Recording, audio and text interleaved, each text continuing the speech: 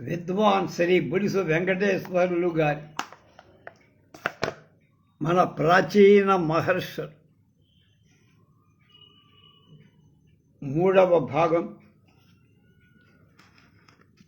16/1/26 కనుమ పండుగ శుభాకాంక్షలతో స్వాగతం.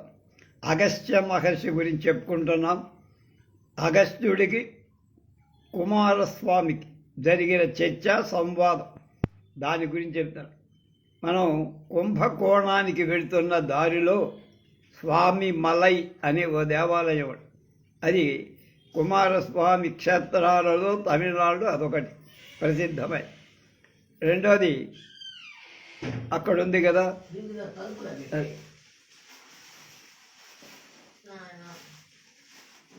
పళని, అక్కడ ఒక 15-20 మెట్లు ఎక్కితే కానీ పైన కనపడు, కింద శివలింగం ఉంటుంది, పైన కుమారస్వామి పత్ని సమేతుడై అగస్త్య బ్రహ్మర్షిని రమ్మని కుశలమడి కూర్చుండబట్టి నియమించి వచ్చిన పని అడిగాడు.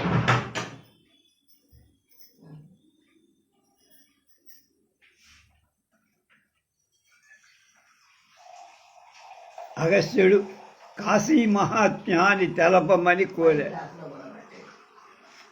కుమారస్వామి, అయ్యా, నన్ను అడిగావు కానీ కాశీ మహాత్మ్యం ఎవ్వరు వర్ణించగలరు? యథాశక్తి చెప్తా.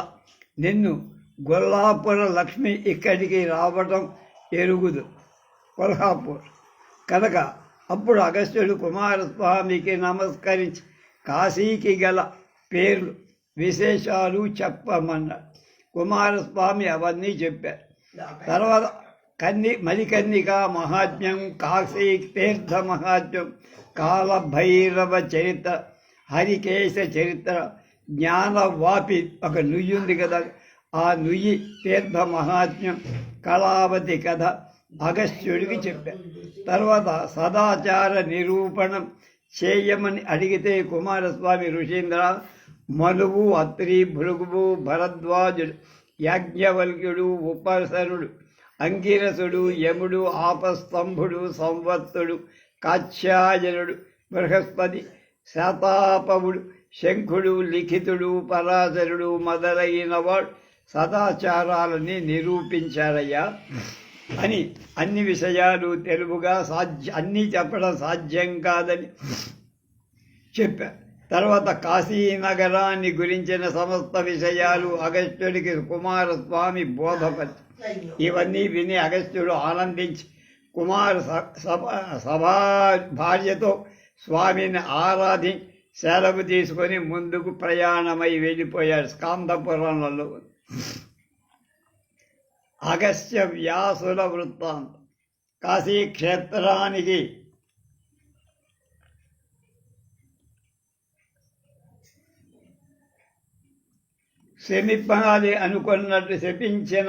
శపించాలి అనుకున్న కారణంతో వ్యాసుడి శిష్య సమేతుడై వారాణసీపురం నుండి విశ్వేశ్వరుడి చేత బయటికి గంటి వేయబడి వస్తుండగా లోపాముద్రా సహితుడైన అగస్త్య మహర్షి ఆయనకి ఎదురయ్యారు.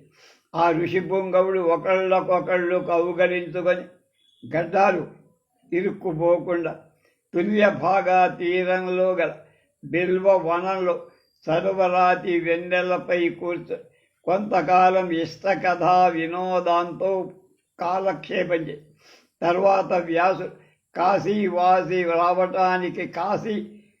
వదిలి రావటానికి కారణమేమి అని అగస్త్యుడు అడగా అతడంతా పూసగుచ్చినట్లు చెప్పగా, అన్నపూర్ణ ఆజ్ఞ వలన దక్షిణ కాశీ అయిన ద్రాక్షారామానికి విచ్చేశానని, భీమేశ్వరుడు తను చల్లగా కాపాడుతున్నాడని చెప్పి అగస్త్యుడు వ్యాసుణ్ణి ఓదార్చి దక్షారామ మహిమ తెలుపమని వ్యాసుణ్ణి కోరికపై అడిగితే తెలిపి తన తపోమహత్యం చేత ఆకాశంలో ఎగిసి వ్యాసాదులకు అగస్త్యుడు భీమమండలానంతా చూపి ఇంద్రదేశం, సిద్ధేశ్వరం, యోగీశం, కాళేశ్వరం, సమవేశం, వీరభద్రేశం, బ్రహ్మేశం, కపాలేశ్వరం, కుక్కుటేశ్వరం అంటే పిఠాపురం, సోమనాథేశ్వరం, శ్రీమహేశం, రామతీర్థం అనే 12 క్షేత్రాలను తెలిపి వాటిని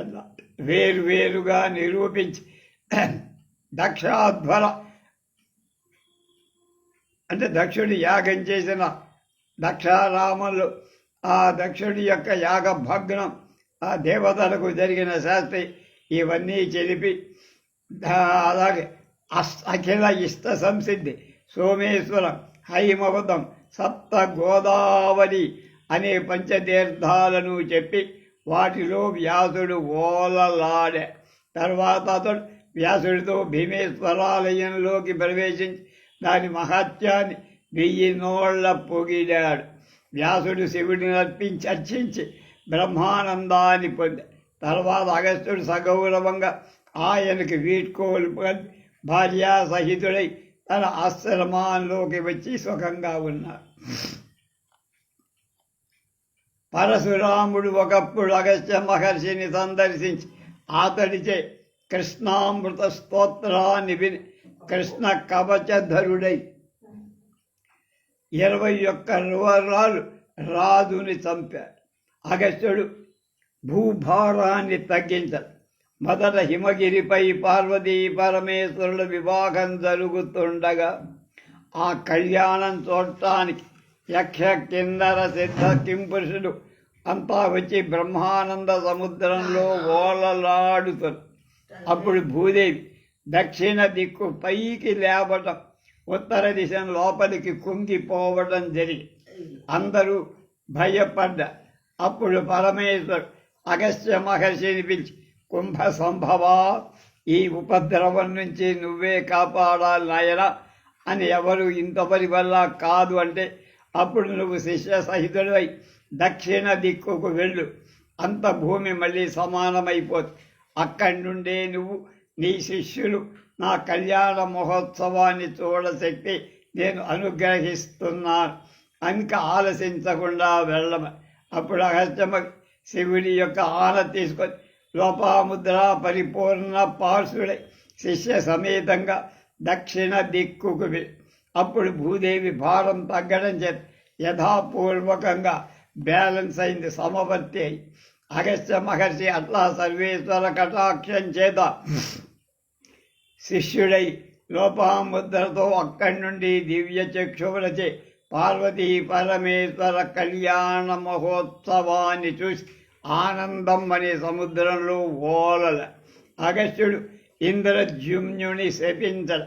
పూర్వం ఒకప్పుడు ద్రవిష అధీశుడైనటువంటి ఇంద్రజుమ్నుడు వైష్ణవోత్తముడై సర్వాత్ముడైన నారాయణ్ణి ఆరాధిస్తూ ఒక శైలాగ్రంలో పూజా అవతార వ్రతుడై ఉన్న ఒకనాడు అక్కడికి కంకరుడు కలసూర్యుడు అంటే అగస్త్య మహర్షి వచ్చి నిలబడ్డ. ఇంద్రజుమ్నుడు అతన్ని చూసి కూడా ఏమరుపాటును నిర్లక్ష్యం చెయ్యక ఊరుకుడు.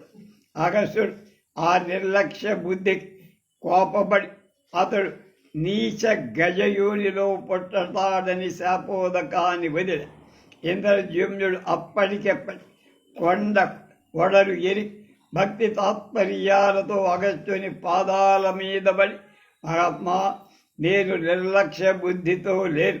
ఈ కైలాగ్ర భాగం నుండి గృహీత మౌన యతితో సర్వాత్మకుడైన నారాయణుడు ఊహిస్తూ దేహస్మృతి ఉండటం చేత నిన్ను చూడలేకపోయా, నా తప్పు లేదు.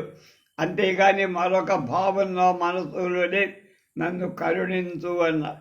అగస్త్య మహర్షి, కృపాగ్రణి, నీ విషయం నాకు తెలుసు. ఎలాంటి పుణ్యాత్ములైన విప్రులను చూసి ఇచ్ఛా మూలంగా కానీ పరీక్షా కారణం కానీ అంటే తెలిసి కానీ తెలియక ఏమరుపాటు కానీ అవమానిస్తే అది దుష్కృతమే అవుతుంది. నువ్వు పుణ్యాత్ముడవు. ఇవాళ విప్లవమాన దోషం నిలిచి ఉంటే ముందు ముందు అది నీకు ప్రమాద హేతువు. దోష నివారణార్థం నువ్వు గజ చర్మం ఎత్తక తప్పదు. గజ జన్మం అంటే ఏనుగు అవతారం ఎత్తక తప్పదు, ఏనుగు రూపం. ఇది విధి విలాసం. కానీ నువ్వు నారాయణ భక్తి వరిష్ఠుడవు కనుక గత జన్మం ఎత్తినా నీవు నారాయణ పాద సేవలోనే ఉంటావు, ఏమరుపాటు.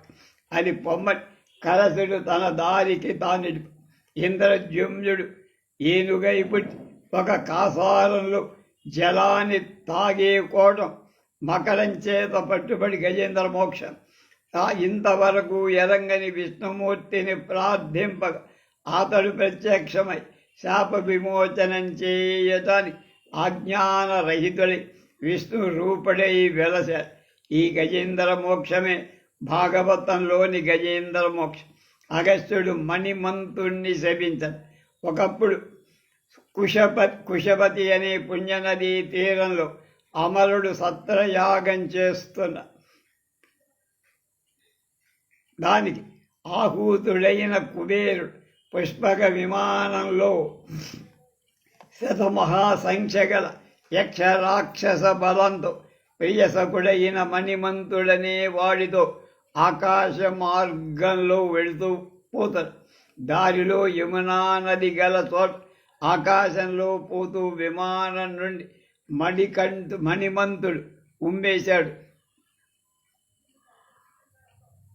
అది యమునా నదీ తీరం ఊర్ధ్వబాహుడై ఉగ్రతపం చేస్తున్న అగస్త్యుడి మీద పడి అగస్త్యుడు వెంటనే విమానం ఆపు చెయ్యమని దిగి వచ్చి నమస్కరించిన కుబేరుణ్ణి చూసి మూర్ఖుడవైన నీ మిత్రుడు నాపై ఉమిశాడు కనుక అతడొక్క మానవుడి చేత చస్తాడు. అతని పరివారమైన ఈ యక్ష రాక్షస గణాలన్నీ నరుడి చేతనే చస్తారని శపించారు. కుబేర మణిమంతులు అగస్త్యుణ్ణి కటాక్షించమని ప్రార్థించి సెలవు తీసుకొని పోయి ఈ అగస్త్య శాపవశం చేత సౌగంధిక ప్రహరణ సమయంలో మణిమంతుడు అతని పరివారం భీమసేనుడి చేతిలో యుద్ధంలో చచ్చారు. అగస్త్యుడు భద్రాసురుణ్ణి అనుగ్రహించి కృతయుగంలో నవవర్షాలలో ఒక వర్షాన్ని తన పేరు భద్రాసురనామధేయం కల్పించిన భద్రాసురుడనే రాజు నిజ భార్య అయిన కాంతిమతీ దేవితో ఉండగా అగస్త్య మహర్షి రావడం అతడి చేత ఎలాగో మన్నన పొంది పద్మనాభ వ్రతం సంబంధమైన దీపమాలికలు చూసిన ఫలంతో వాళ్ళ జన్మల్లో అంత ఐశ్వర్యాన్ని పొందారని వారి పూర్వజన్మ వృత్తాంతం తెలిసి వారికి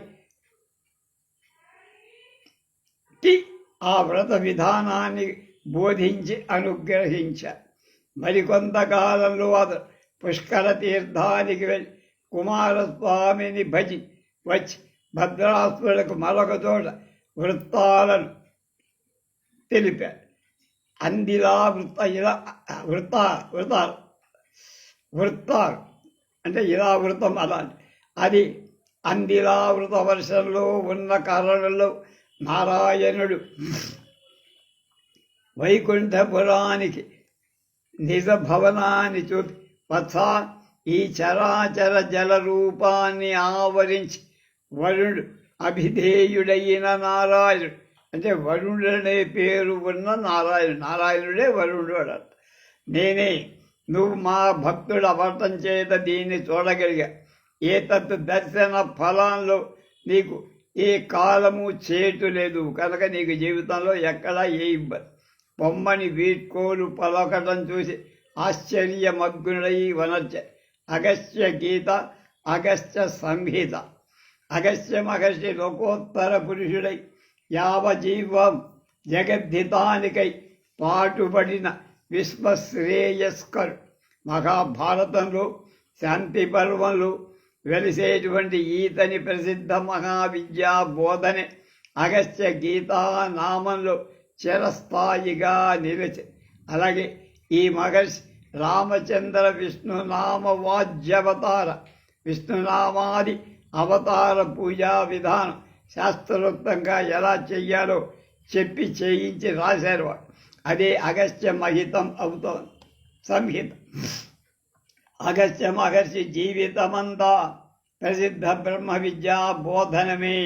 ఇతని తత్వసారమంతా శివుడే దాత, శివుండే భోక్త, శివుడే చేయున్ మఖాదిక్రియ, శివుడే విశ్వము, నే శివుండ అనేటువంటి అద్వైత అమృత సంధానంలో ప్రవ్యక్తమైనటువంటిది ఆ అద్వైత బోధన. సతీ సయుధుడై సమస్త తీర్థాలలో స్నానాలు చేసి అగస్త్య మహర్షి దేహశుద్ధికి యమ నియమాదున చేసుకుంటూ అవసరాలే అయినా తీర్థములు మానవములు ముక్తిప్రదములు, బాహ్య తీర్థావళులు ముక్తి ఫలము నీవు అని సాధ్వీమని తీర్థ పరమార్థాలన్నీ చెప్పారు. అగస్త్యుడు ఇచ్చినటువంటి ఆదిత్య కవచం జపా కుసుమ సంకాశం ద్విభుజం పద్మస్వస్తకం సింధూరాంబర మాల్యంచ రక్త గంధానులేపనం మాణిక్యరత్నరుచితం సర్వాభరణభూషితం ధ్యాయేత్ పరేత్సువర్ణాభం సూర్యస్య కవచం ముదా గృణిః పాతు శిరోదేశే సూర్యః పాతు లలాటకం ఆదిత్యో లోచనే పాతు శృతి పాతు దివాకరః ఘ్రాణం పాతు సదా భానుః మఖం పాతు వదా సదా రవి జిహ్వాం పాతు జగన్నేత్రః కంఠం పాతు విభావతు స్కంధౌ గ్రహపతి పాతు భూజౌ పాతు ప్రభాకరః కరావబ్జకరః పాతు హృదయం పాతు భానుమాన్ మధ్యం పాతు సుసప్తాశో నాభిం పాతు నభోమణి ద్వాదశాత్మా కటిం పాతు సవితా పాతు సగ్ధిని ఊరు పాతు స్వరశ్రేష్ఠో జానిని పాతు భాస్కర జంఘే మే పాతు మార్తాండు గుల్భౌ పాతు త్విషాంబరి పాదౌ దినమణి పాతు పాతు మిత్రో అఖిలం వపు ఆదిత్య కవయం పుణ్యం అభేజ్యం వజ్రసన్నిభం సర్వరోగభయాదిత్యౌ ముచ్యతే నాత్ర సంశయ సంవత్సరముపాశ్రిత్య సామ్రాజ్య పదవీం లభేత్ అనేకరత్న సంయుక్తం స్వర్ణమాణిక్యభూషణం కల్పవృక్షసమాకీర్ణం కదంబకుసుమప్రియం అశేషరోగశాంత్యధ్యం ధ్యాయేత్ ఆదిత్యమండలం సింధూరవరవర్ణాయ సుమండలాయ సువర్ణరత్నాభరణాయ తుభ్యం పద్మాదినేత్రే చ సుపంకజాయ బ్రహ్మేంద్రనారాయణ శంకరాయ సంరక్తచూర్ణం అసువర్ణతోయం సకుంకుమాభం సకుంశ పుష్పం ప్రమత్తమాదాయ చ హేమపాత్రే ప్రదస్తనాదం భగవన్ ప్రసీద. అగస్త్యుడు వనర్చిన ఆదిత్య స్తోత్రం. ధ్యాయేత్సూర్పమనంతకోటిగరణం తేజోమయం భాస్కరం భక్తానామభయప్రదం దినకరం జ్యోతిర్మయం శంకరం ఆదిత్యం జగదీశం అచ్యుతం అజం త్రైలోక్యచూడామణి భక్తాభీష్టవరప్రదం దినమణి మత్తాండమజ్యం శుభం కాలాత్మా సర్వభూతాత్మ వేదాత్మ విశ్వతోముఖ జన్మ మృత్యుజ్జరా వ్యాధి సంసార భయనాశన బ్రహ్మస్వరూప ఉదయే మధ్యాహ్నేషు మహేశ్వర అంతకాలే స్వయం విష్ణు త్రయీమూర్తి దివాకర ఏకచక్రధోయస్య దివ్య కనకభూషితః సూయం భవతు సప్రీతః పద్మహస్తో దివాకర పద్మహస్తః పరంజ్యోతి పరేశాయ నమో నమః అండయోర్నిర్మహాసాక్షి ఆదిత్యాయ నమో ధర్మమూర్తి దయామూర్తి సత్యమూర్తి నమో నమః సకలేశాయ సూర్యాయ క్షౌంతేశాయ నమో నమః అగస్త్య అర్ఘ్యప్రదాన విధ అగస్య మహర్షి జగజ్జేగీయమానుషుడై ఇవాటికి భాద్రపద మాసంలో భూలోకంలో నక్షత్ర రూపంలో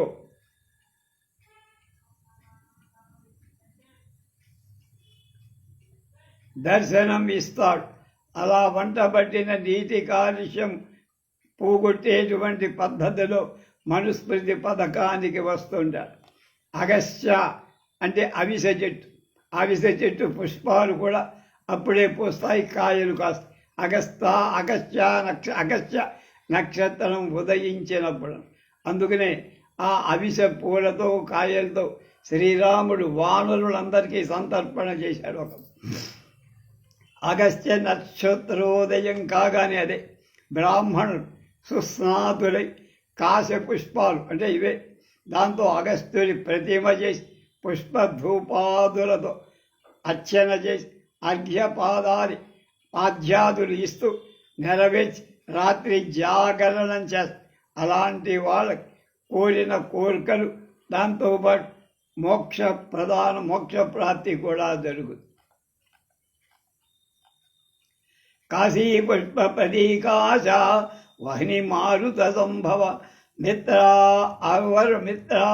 వరుణయో పుత్ర కుంభయోనే నమోస్తుతే వింధ్య వృద్ధి క్షయకర మేఘతోయో తోయ విశావహ రత్నవల్లభ దేవేశ లంకావాస సమోస్తుతే వాతాపిర్భక్షితో ఏవ సముద్ర శోషిత పురా లోపాముద్రాపతి శ్రీమాన్ యోసౌ తస్మై నమో నమః యో వై అదితేన పాపాని నిరయం యాంతి వ్యాధయ తస్మై నమస్తో అగస్త్యాయ సశిష్యాయ చ పుత్రిణి అని అర్ఘ్యం వదిలి తర్వాత లోపాముద్రా స్వాధితో రాజపుత్రి మహాభాగే ఋషిపత్ని వరానని లోపాముద్రే నమస్తస్భ్య అర్ఘ్యం మే ప్రతిగృహ్యతాం అని అర్ఘ్యమిచ్చి అగస్త్య ప్రతిమను పూజించి ఇవ్వాల్సినటువంటి పూజలన్నీ చేసి ఉపవాసం చేస్తే అగస్త్యులు వచ్చిన వాళ్ళందరికీ భోజనం పెట్టాలి. అగస్త్యాయ నమస్తే అగస్త్యేస్మిన్ ఘటే స్థిత అగస్త్యో ద్విజరూపేణ ప్రతిగృహ్ణాతు సత్కృతం అగస్త్య సప్తజన్మాఘం నాశయిత్వా పయోరయం అపత్యం విమలం సౌఖ్యం ప్రయచ్చతు మహాముని అని అగస్త్య ధ్యానం చేస్తే మనకు ఆయన ఇవ్వాల్సినటువంటి అన్ని మనకు అందజేస్తారు. దీంతో అగస్త్య మహాముని యొక్క ప్రాచీన మహర్షులలో మొదటివాడు ఆతో కూడా ప్రారంభమయ్యే అగస్త్యమని వృత్తాంతం మనం చెప్పుకున్నాం. రేపు ఆతో ప్రారంభమయ్యే మరొక మహర్షి అత్రి మహర్షి గురించి తెలుసు.